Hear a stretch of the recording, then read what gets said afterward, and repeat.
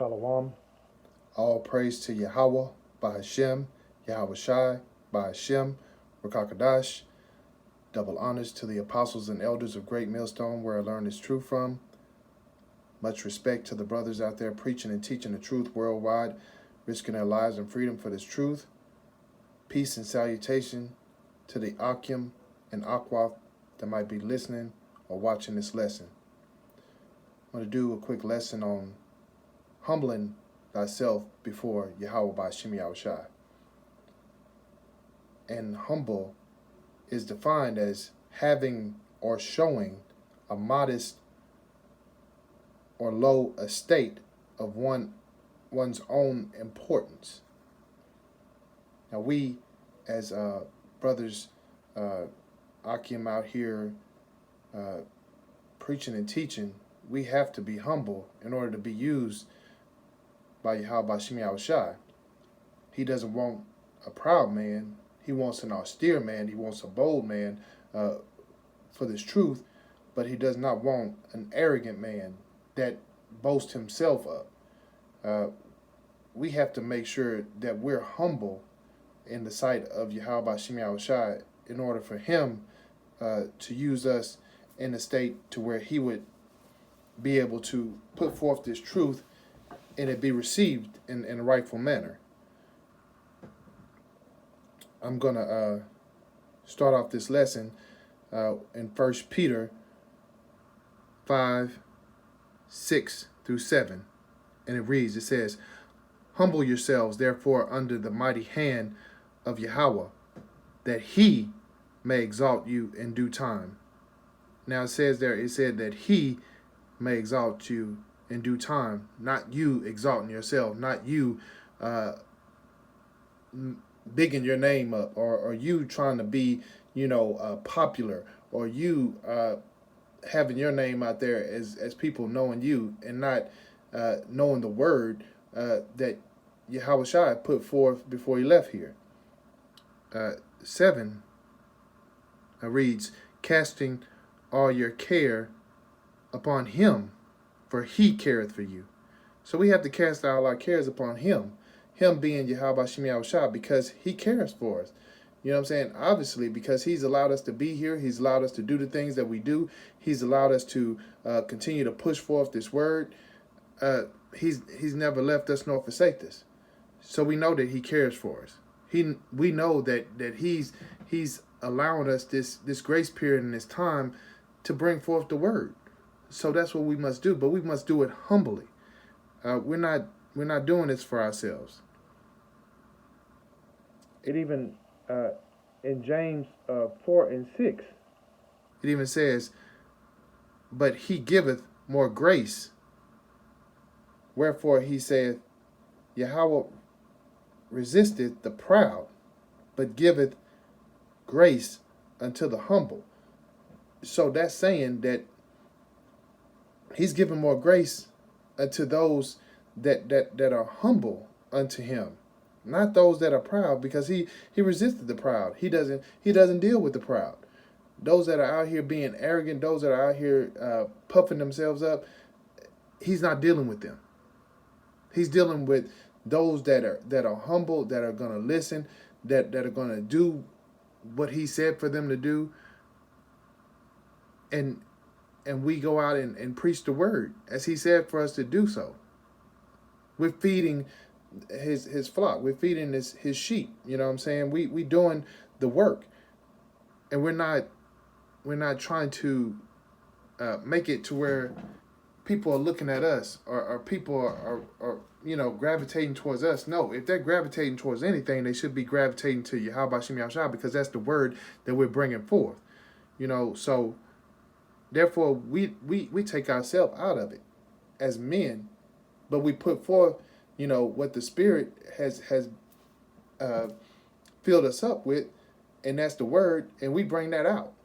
Each and every time we bring forth a lesson, each and every time we have, whether it be Bible study amongst ourselves, we're bringing forth the word, because we want to make sure that we stay sharp as men, and we also bring forth the word to where those that are out there listening are edified. We want to make sure that the edification goes forth. Because in Matthew it says, in Matthew 23 and 12 it says, and whosoever shall exalt himself shall be abased, and he that shall humble himself shall be exalted. So it's sort of a reverse effect. You know what I'm saying? If you out there bringing yourself up, then you're gonna be brought down low. But if you stay humble, then you're gonna be exalted. So if you whosoever, these other camps, you know what I'm saying, these pastors and preachers in the worldly side that are so-called preaching the word, but all they're doing is exalting themselves, they're going to be made humble. But we as brothers that are truly not seeking any type of praise, any type of recognition, except for recognizing that we are men of Yahawashi and preaching the word, then he's only going to exalt those that are humble. He only used men that were humble. You can use, for example, Moses. Moses was one of the most humble men. You can go with Job even. Job was a humble man, and he used Job. You know what I'm saying? He even sent, Satan, because he knew that Job was humble, and he was going to continue to be loyal and be faithful because he was humble. David, if you look at David was a humble man, but he had so much faith in Yahawashi that when nobody wanted to step forward, to fight Goliath, David went forth because he was humble, and he was able to be used by Yahawashi to take down Goliath. Nobody else could have did it that day but David, because he was the only one humble enough to be used on that day by Yahawashi. And that's what we have to be as men. We have to be humble to where we could be used. We can't be out here just preaching the word for our own selves, to big our own selves up, for praise for our own self. When it comes to this word, you have to be passionately doing it in decency and in order, and doing it in spirit and in truth, to where Yahawashi will get the praise, and so that he would bless you during the process. And I mean bless you in order for you to continue to do the work, that you will continue to be able to do it without any stoppages or blockages or hindrances in doing this work, if we just stay humble and we stay faithful in it.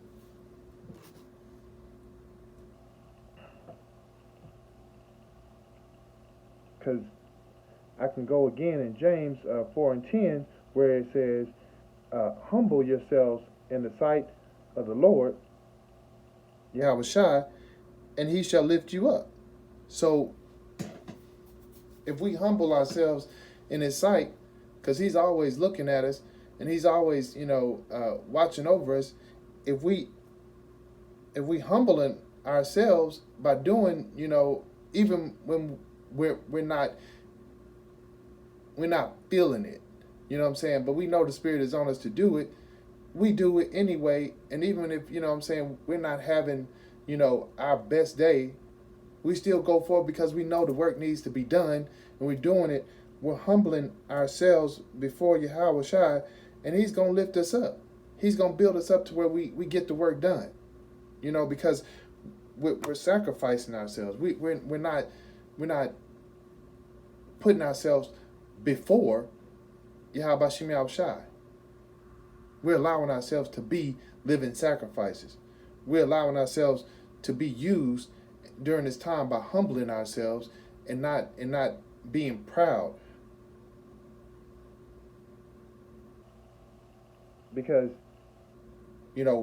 Proverbs 16:18 says, pride goeth before destruction, and a haughty spirit before a fall.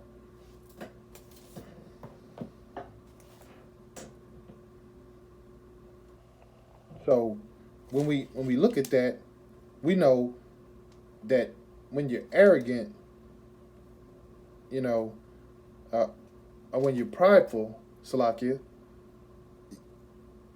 that pride is gonna go before your destruction. You're gonna have that proud spirit, and you're gonna end up getting yourself destroyed. And a arrogant spirit is what's gonna come, because you're gonna big yourself up. You're gonna have yourself so puffed up to where, you know what I'm saying, you're not even gonna recognize that you putting yourself in a bad place, and that's where the fall is gonna come for, because you're not gonna be able to see it coming. You're gonna end up falling. So we can't be proud. We can't be out here, you know, like I said so many times in this lesson, we can't be out here bigging ourselves up. We can't be out here making people see us and not Yahawashi. We're not out here to get the credit. We're not out here to be praised. We're not out here for people to look on us and be like, oh man, you look how, you know, great he is. It's not about us. It has never been about us, but it's all about Yahawashi and Yahawashi getting the praise, because Yahawashi is what gave us the word. You know what I'm saying? For us to read upon and get the understanding and get the wisdom that we have in order to be preaching this word, you know, and it was through, you know, Yahawah that gave it to him, you know. So they'll get the praise for all of this. They'll get the honor for all of this. They'll get the glory for all of this that's done here. And we should only be thankful and grateful that they allowed us to use us during this time for us to bring forth the word. That's a blessing in itself to be used. I mean, I can only speak for myself. I know that I'm thankful and grateful that I'm allowed to preach and teach this word. And I know that I cannot do this through the power and the spirit of Yahawashi that's allowing me to do this lesson right now. And I'm so very thankful for that. I'm humbled, you know, by, you know, just doing the work itself, because I know that I am not worthy. But I'm so very thankful that when I'm able to bring forth a lesson, bring forth the word, that I know that the Spirit is on me to do it, and it's not me, myself, and I'm just so very thankful for that. And my final scripture is going to be in Proverbs. It's going to be Proverbs 11:2. And it reads, it says, when pride cometh, then cometh shame. But with the lowly is wisdom. So that pride is going to lead to disgrace. But with humility, there's wisdom. So when we humble, we're going to gain the wisdom and the knowledge and the understanding that we need in order to do this work. And that means that we'll be able to be used. As men, we want to be used. We want to be the ones that lead and guide and bring forth the word for edification and exhortation daily. That's our purpose. That's what we should be doing. So we need to be humble and stay humble to where Yahawashi can use us. And with that being said, you know, I give all honor, glory, and praise to Yahawashi for this lesson. And I pray that you all were edified. Shalom.